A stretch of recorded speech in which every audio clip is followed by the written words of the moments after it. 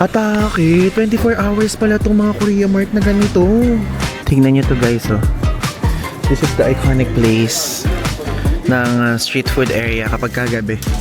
Hala, this is our favorite, yung mga seaweed. Pagka 12 o'clock na, nandito pa tayo, naglalakad-lakad, opo. And welcome to South Korea, guys! Annyeonghaseyo! Narinig kong KTV. So, kung ang vibe nyo is kanta-kantahan, meron pa kayong maaabutan dito. Grabe, super konting lakad lang from dun sa Hap in Myeongdong. Pag din na diretso to, andyan na yung K-Stay Guest House, oh. So, ngayon, mag-laundry na tayo. I think pwede dito. Wala. Ito yung mga thing na hindi natin usually napapakita before. Hello guys! I'm back again with another vlog. So ngayon sa vlog na to, tayo po ay pupunta sa pinaka-Myeongdong shopping street area. Pero with a twist dahil gabi po ngayon. So actually it's already 11:40 PM. And napag-decidean ko na super bihira lang naman tayo lumabas ng gabi. So itodo na natin to. Let's go. Maglakad tayo ngayon guys sa usually nating pinupuntahan dito. Ayan, ito yung area ng ating hotel. Andito yung Hop In. And less than 1 kilometer lang ilalakaran papunta doon sa Myeongdong shopping street area. So kasi over the past few days, syempre may mga kasama tayong friends dito. And sabi kong ganon, parang gusto ko lang gamitin yung time na to para mag-moment, mag-me time, ganyan. Kasi alam niyo naman, parang hindi ako napapakali kapag kunyari hindi tayo nakakalabas lang na parang mag-moment. Kasi mahilig tayo sa ganyan. So, inantay ko na muna maubos at matapos yung itinerary natin for today's video. Tapos, yan, lumabas tayo ngayon, maglakad-lakad, and aside from that, gusto kong matunaw po ang mga kinain natin ngayong araw na to, opo. Kailangan natin yan. And, ito, lakad-lakad lang tayo here. Bakit ganun? Saan ba? May time na parang hindi din accurate yung yung Naver Maps eh. So, dito tinuturo. Dito daw dadaan, opo. Sa kasalukuyan po, ngayon ay June 11. Masaya maglakad dito because of hindi pa ganoon kainitan. Natutuwa ako sa part na mahangin pa. Pero sabi ni Hazel, since taga dito siya, medyo na nagtataka daw sila bakit yung mga ganitong panahon at ganitong date ay medyo hindi pa ganoon kainitan. So sulit at sakto ang pagdating natin dito, opo. So ito siya. Dito sa side na to, yung hotel natin na Hop In. So if ever kung hindi nyo pa po napapanood yon, panoorin nyo. And if ever kapag ka magbubook kayo ng hotel, feel free to use these codes. Ayan. Sa Agoda, 5 times yung pwedeng magamit. At sa Klook naman, 1 time usage. Okay? Para mas mabilis, yung link ilalagay ko na lang sa video comments and video description.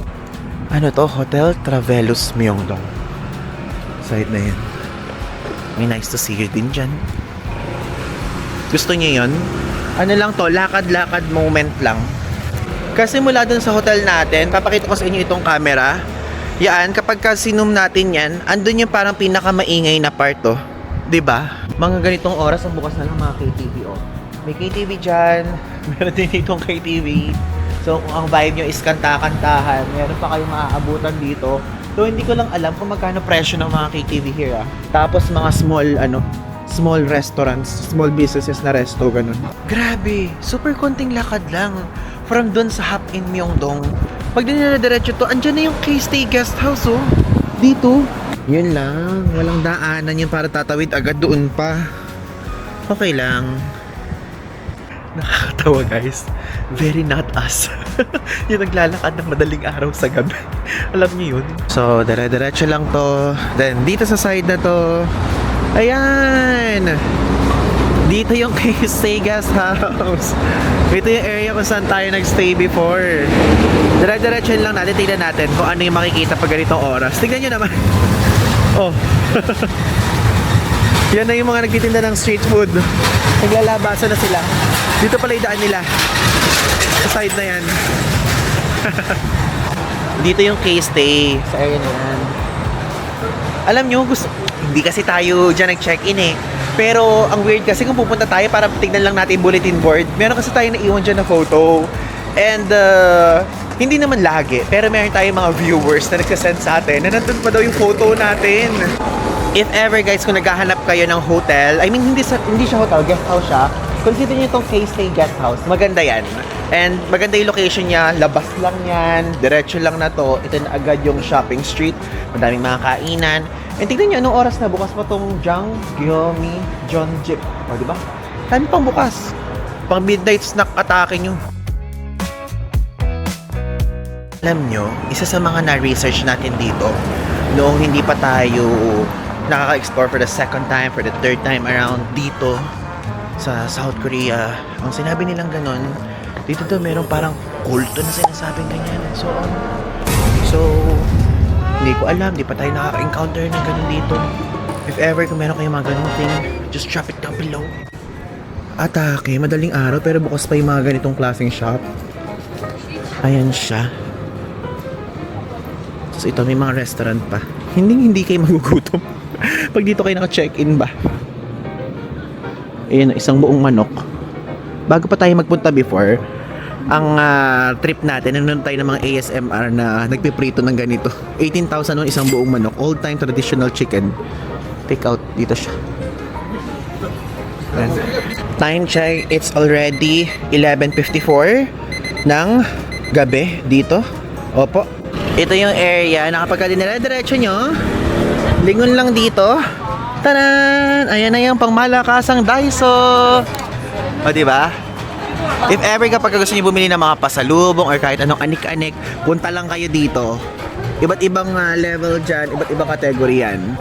Tignan nyo to, Ready Young Drugstore. Bukas pa din siya kahit ganitong oras. 24 hours? 24 hours siya? Galing naman. Ano to? Yung Dongtown something. Kaya, check tayo muna. Yung mga ganito yung kahinaan natin eh. Yung mga ganitong klaseng store. Ayan siya. Tanan! Test and glow. Nakaka-glow ba yan ha? Seryoso ba? Tanan. Ay! Oh my God! Ito yung famous! PDRN and Hyaluron. 26,000 won siya. Sikat to guys na brand. This one, Anua. 26,000 won siya. Pwede kayo niyang bumili. Opo. Usong-uso din sa kanila yung PDRN dito. Alam niyo kung pwede lang na talagang bilhin lahat ng yan. Kung sakali lang na pwede nating ipakid lahat sa mukha natin para talagang mawala na talaga lahat ng mga bakas sa mukha natin na parang blemishes. Naku, gagawin natin pero hindi. Ayan. Cute naman ito. Sunstick. Ito, yung PDR na maganda daw, Reduol. Diba? Ano ba siya? Ay! Itong Dr. Althea. Though guys, alam niyo, bumili tayo ng Dr. Althea.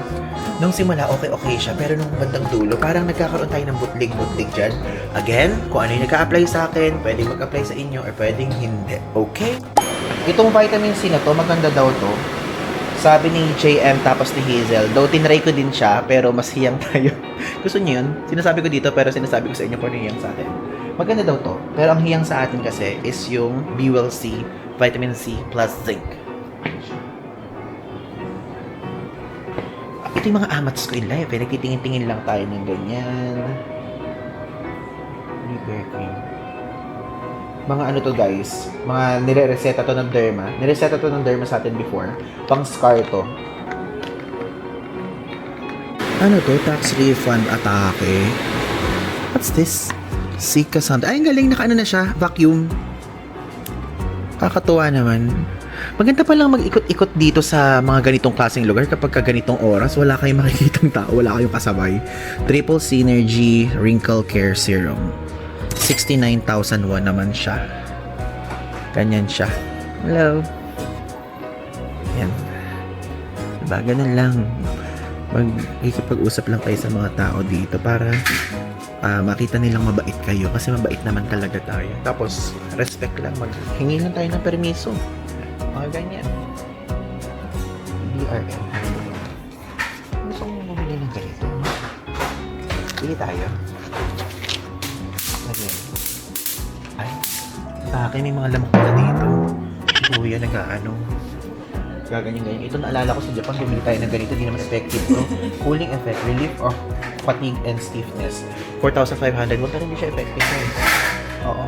Honest review na tayo dito. Huwag na tayo mag-double, ano pa. Sugar coat, ganun. Ito pala yung brand na sinasabi ko. Yung may UK kasi na brand, na ano yung flag. Di pala itong Yuhan. Ito pala. Pasensya na. I stand corrected. Ay, ang galing. Meron pa ganito. Sachet. Vitamins yan. Daily vitamins yan. Ano naman to? Hair and scalp solution. Oh my God. Kapag nakakita ko ng mga hair and scalp solution na ganyan, masyado nabibighani ang ating, ating pagkatao. Pero kasi alam nyo, ito sa mga taong nakaka-experience na nararanasan natin, yung ganito, yung minoxidil daw kasi kapag ka nag-start ka mag-minoxidil, is parang na siya, parang magtutuloy-tuloy na daw siya, kailangan talagang consistent na yung pag-ano sa buhok mo.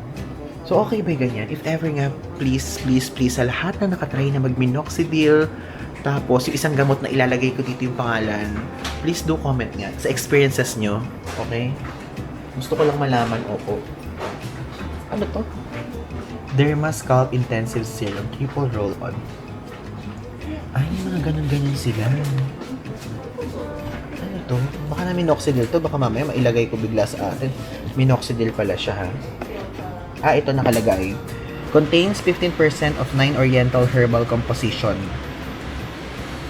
Golden ratio, chuchuchuchuparilla, green tea for stronger hair loss care. Maganda siya, ibig sabihin. Ba't magkaiba? Iba yan. Yung mga ganito yung Ito, ano naman to? Dami. Gusto mo yun, Ivan, kung kailan ka nandito? Kasi hindi ko alam. Kakauwi lang namin ni JM tapos ni Hazel. Sabi ko ganun, parang gusto kong maglakad-lakad sa labas at mag-emote lang ganyan. Pero bigla tayo napunta sa drugstore. Ang pag-emote, naging drugstore. Ganun siya. Pero ang mahal Ang mahal. Teka, ikot muna tayo. Ano naman to? Capsule? Biotin na capsule. May mga ganyan. Biotin improves hair and nail growth disorder. Biotin tablets for hair and nail health support. 25,501 to. Mahal So, meron din dito, pain relief patch. Ayan siya. Meron dito sa Japan. Personal health care. Mga pet care meron din. Atake, no? Ganyan. Teka, check muna tayo sa taas. Gusto niya yun talaga. Grabe, Ivan. Kala ko ba mag-emote ka lang, ba't bigla ka napunta sa drugstore? Ang saya lang, kasi siya? Ang saya kasi tawag doon, 24 hours. Magka 12 o'clock na, nandito pa tayo, naglalakad-lakad, opo. K-Beauty, brand pop-up, only at Ready Young. Okay. Sige. Sakto yan. Saka tayo mag-ikot-ikot dun sa baba. Best sellers. Ready Young Pick. Ito yung Ready Young Pick. Gusto ko si PDRN talaga. Grabe itong sikat yan. PDRN Hyaluron. Pero kasi bumili na tayo kasi ng Dr. G.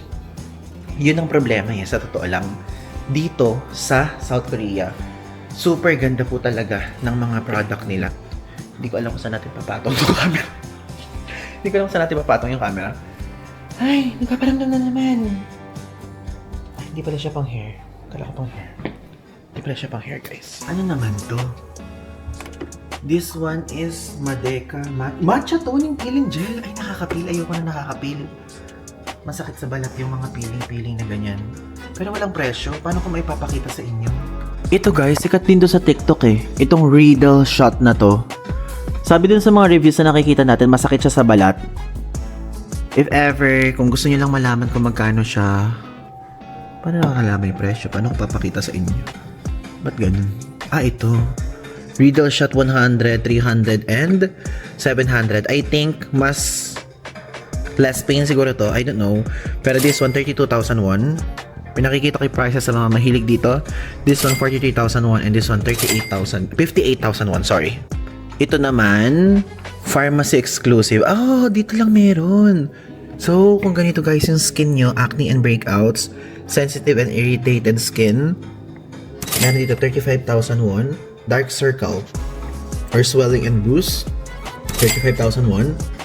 damaged skin or wrinkles and sagging, 35,000 din. Lahat siya naman. Oh, in the end, di pa rin tayo bumili. Wala eh. Wala siya sa budget natin eh. Pag wala sa budget, huwag ipilit. O, di ba? Rhyme yun. Tandaan niyo yan. Ito lang ang gusto kong sabihin sa inyo ha. Kahit meron kayong pera sa bank account nyo or kahit ano pa man, yan. Pero kung wala sa budget, huwag nyong pilitin. And also, don't spend beyond your means. Okay? Naging mantra ko yan before because of, meron tayong friend, back then, super tagal na. Like, nag-aaral pa lang kami nun. And, alam niyo yung point na Starbucks, lagi siya nag-Starbucks. Pero, parang konti na lang yung natitira sa kanya. Parang I think, wag gagastos ng sobra-sobra kung hindi naman kailangan din. Parang feeling ko pwedeng ang gawin, magtimpla na lang ng kape or so on, parang ganyan. Yun lang naman ang gusto kong i-share sa inyo. Don't spend beyond your needs. Yun lang. Atake, 24 hours pala itong mga Korea Mart na ganito. At dahil dyan, bigyan natin ng chance yan. Pumasok tayo. Kasi yun lang naman makikita natin dito. Oh. Medyas, 14,800, 1 pack. This is so cute. This one. Ay, cute. Magkano siya? 15,000 won siya, guys. Burger. Parang naamoy natin. Ay, may amoy. May amoy siya. Ang bango. Tingnan natin kung magkano po yung mga ganito. Yung mga goodies. Ay, ang cute naman ito. 3,900 won siya. This one. Kasya ba sa ulo natin? Parang gusto kong bumili. Ang random ng bibili natin na biglang naging ganito. Sige nga, bili nga tayo. Para naman sulit naman yung paglalakad natin dito sa gitna ng Myeongdong. Opo. Pero gusto ko yung nasa loob para hindi siya gamit na gamit ba. Ayan. Sige. Tignan natin yung ganito. O, di ba? Blue. Sa gitna ng Myeongdong. Ay, ba't ka nagsusukat ng ganyan sa gitna ng Myeongdong? Ayan siya. O, ano naman masama, di ba? Okay naman. O, di ba? Welcome to South Korea, guys. Anong lapad naman nanonood natin sa part na to? Ayan. Welcome to South Korea, guys. Annyeonghaseyo. Kamsahamnida. Sige, bilhin natin siya. Bilhin natin. Kumuha tayo ng basket. Yan, pasok yan sa budget. Pasok sa budget kung ganito. Opo. Hello. This is 24 hours? 24 hours? Open 24 hours? We close at Close at 12:30. Ah, okay. Kamsahamnida. Hindi pala sila 24 hours. Nagko-close din pala sila. So at least sa abutan natin. Ay, ang galing naman. May mga ganito ng Dubai Chewy Coffee. Magkano siya? 7,500 isa. Galing. Pero hindi tayo bibili. Nakikita ko lang sa inyo. So usually nagsasara sila ng mga 12:30. So siguro yung pharmacy kanina nagsasara din siya ng ganong oras. So hindi siya pala 24 hours. And tingnan nyo, kung kayo po ay into pasalubong kayo, ayan, Korean traditional gift wholesale price. Kano? 11,500. O yung mga pangkaraniwang keychain. Ito naman mga magnet, 12,500. Yung mga banana milk, something-somethingan, ganyan. O diba? Tapos ayan pa, magnet naman to nakakaiba. Yung may mga ukit-ukit, 14,001 naman. Ito naman yung kombucha. I still remember, noong panahon, ito ba yung brand na yon? Guys, I forgot. Pero, ay, ito, Tizen kombucha. This one, I think this lemon kombucha, citron or something. Mayroong isa sa mga armies dyan, guys. Sa mga armies, I forgot kung si V, si Jungkook, Jimin, or si RM. Hindi ko alam kung sino kung sino yung nagpa-viral nito. May nagpa-viral nito eh. Ito. Kombucha. Sino yung nagpa-viral nito, guys? If ever, please comment down below. Para I think si V or Jungkook. Ito, 6,800 siya. Bumili nga tayo ng isang kombucha. Sige, bumili tayo. Hala, this is our favorite. Yung mga seaweed. So, 3,500 yung ganito-ganito nila. Tapos, ito yung pang malakasang noodles. 1,701 yung ganito. Ayan. O, diba? This one naman, pang malakasang buldak naman. Yung pinaka-original na buldak.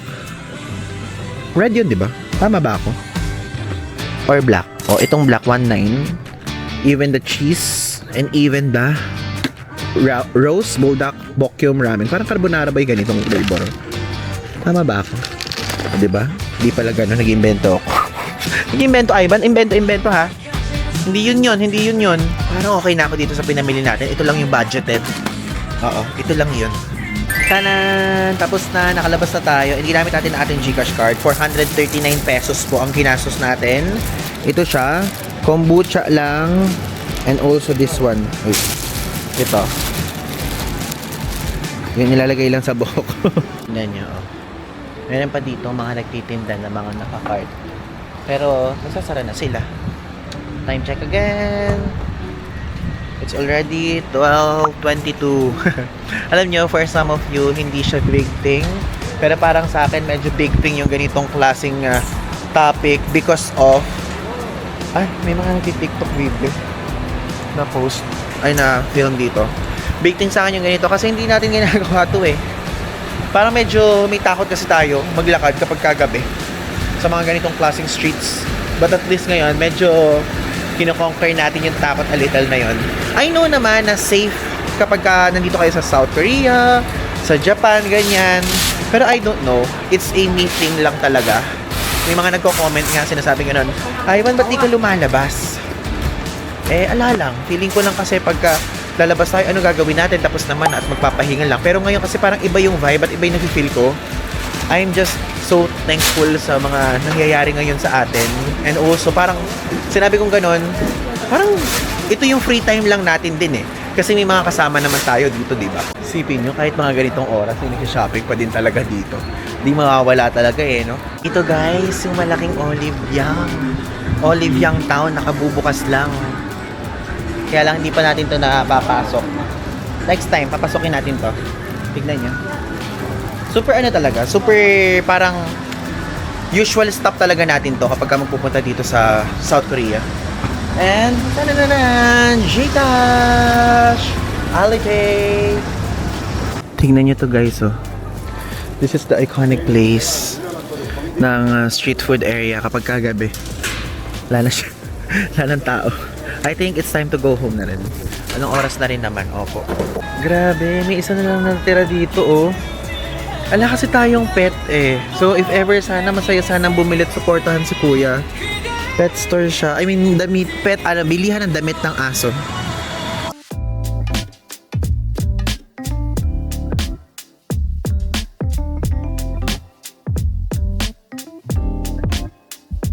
Guys, tingnan nyo. If ever you're interested, pwede kayo dito kumain sa Hong Bar. Every visit natin kumakain tayo dyan except today. I mean, sa visit natin ngayon. So, 13,900 won siya. Ayan yung presyo. So, Hong Bar shabu-shabu lang. Pero kung may unlimited barbecue ang gusto nyo, 20,900 won siya. Okay? Yan lang. Gusto ko lang ulit siya i-promote kasi I love that place. Super practical. Kapag ayaw nyo na medyo, alam niyo yun, medyo mahal.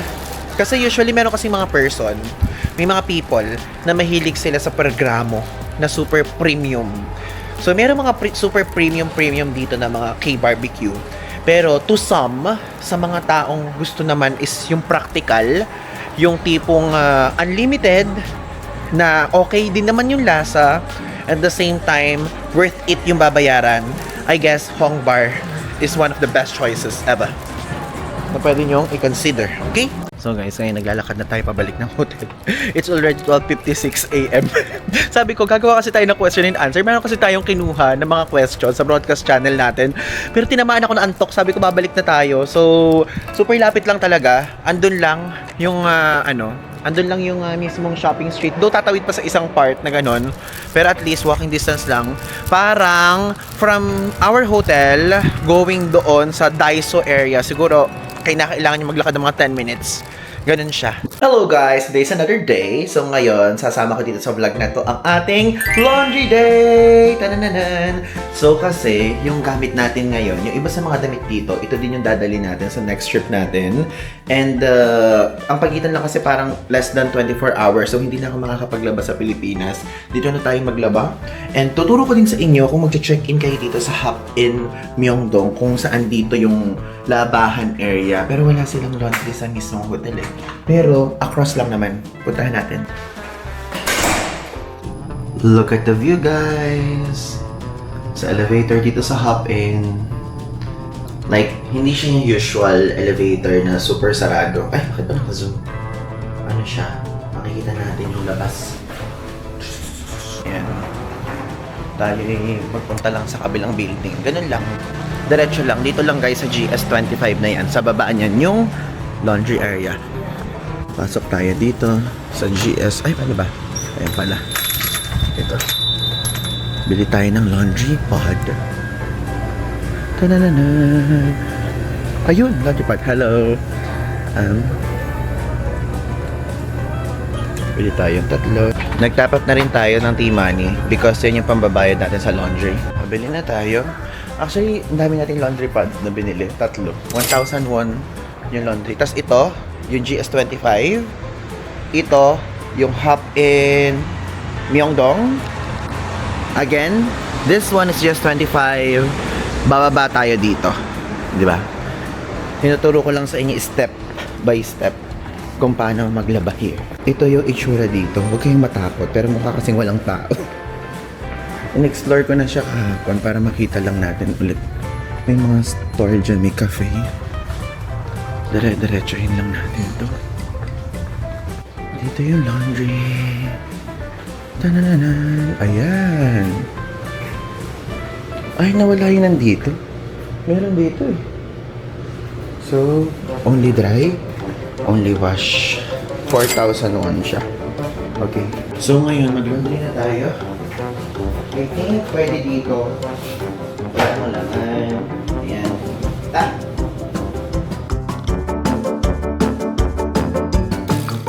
Tapos, actually parang super dami talaga ng binili. Di ba parang 1 is enough? 2 is okay. 3 is parang over. Pero okay lang. Hello!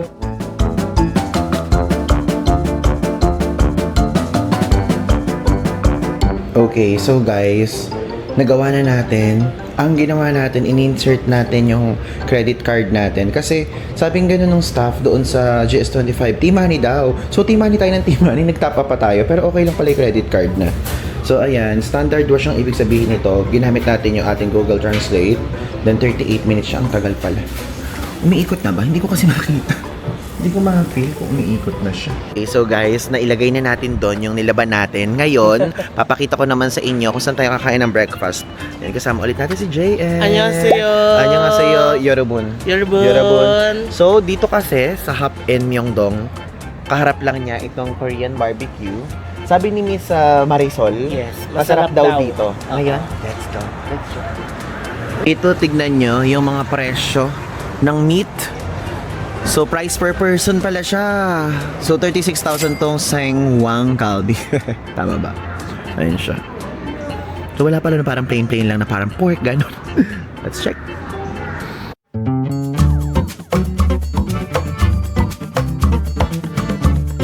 Samnida!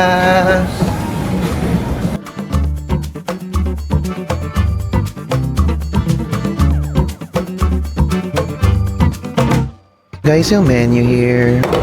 So, signature Galbi, 31,000 won siya. Yan yung in-order natin. And also, this one ba? JM yung in-order natin, garlic. Yes. So, 31,000 din siya. And umorder tayo ng sundubu. 9,000 won naman siya.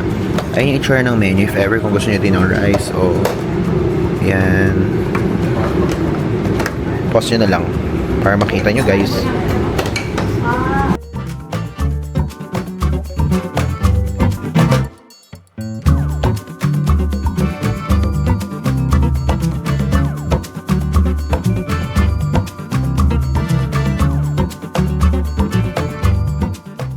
ngayon, bumalik tayo sa laundry kasi ida-dryer naman natin yon.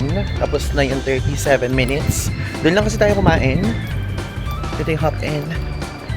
Tinuturo ko lang sa inyo na madaling magagawa dito sa paligid ng property. Ayan, tapos na siya. Ay, hindi ko pala nasabi sa inyo, 4,001 pala nga pagka-washing lang. So, kunin na natin yan. Lagay naman natin dito sa dryer. Ngayon, ano naman, nailagay natin yung mga, ano natin dyan, mga damit. So, 5,001. Again, ginagamit na natin yung card natin kasi bawal yung IC card pala dito. And, ipapasok mo lang siya.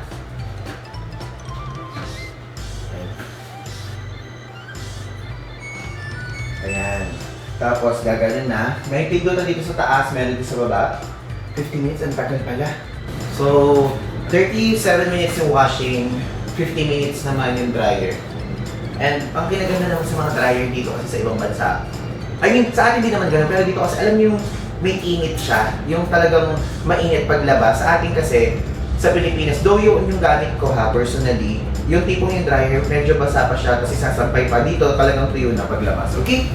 Okay, balik na tayo dun sa kainan naman. Ito yung mga thing na hindi natin usually napapakita before. So, ito yung mga thing din na ginagawa ng mga traveler. Okay? Grabe lang talaga ang pagmamultitask natin. Opo. Hotel, kain, laba. And ganun lang. Andito na ngayon tayo ulit sa kainan. So, luto na siya. And meron pa tayong isang dadating na meat, no? So, pagdating guys ng isang meat, nakikita niyo yan. And kumain na muna tayo.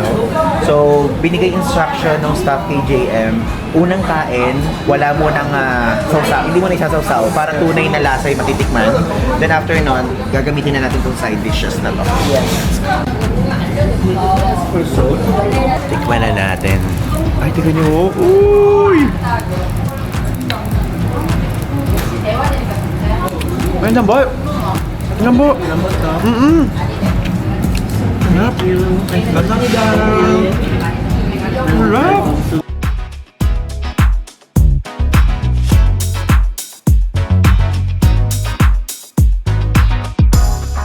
Tapos na tayong kumain guys at ang ating bill po is 105,001. Okay siya, okay yung food. Like, masarap siya pero hindi yung super duper duper, parang super sarap level. And also, nagustuhan ko yung sundubi. Yun, sundubi. Basta yung bagong food na yun, isa sa mga favorite nating Korean food na ngayon. I really like it. So if ever kapag ka mag-check-in kayo around this area, kumain kayo dun. Kaya, yun. For the coffee shop ang person. Ayan, looking for coffee shop. Okay yan. Feeling ko yun eh. I mean, yun na lang kasi yung ano dito oh. Cafe yan. Cafe siya. O, dyan na lang. We're here guys sa Kashmir. Sarap daw dito guys. Kaya lang parang puro mga kapi-kapihan. Ayan.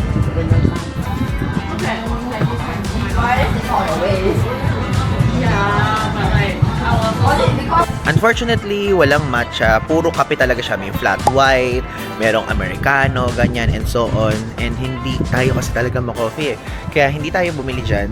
So, si JM na lang yung magko-coffee dito. If ever kapag pupunta kayo dito sa area again na to, magpunta kayo dito kasi highly recommended to. May nag-DM sa atin na to. Narekomendo ni Hazel and ni Miss Casey na taga-hop in.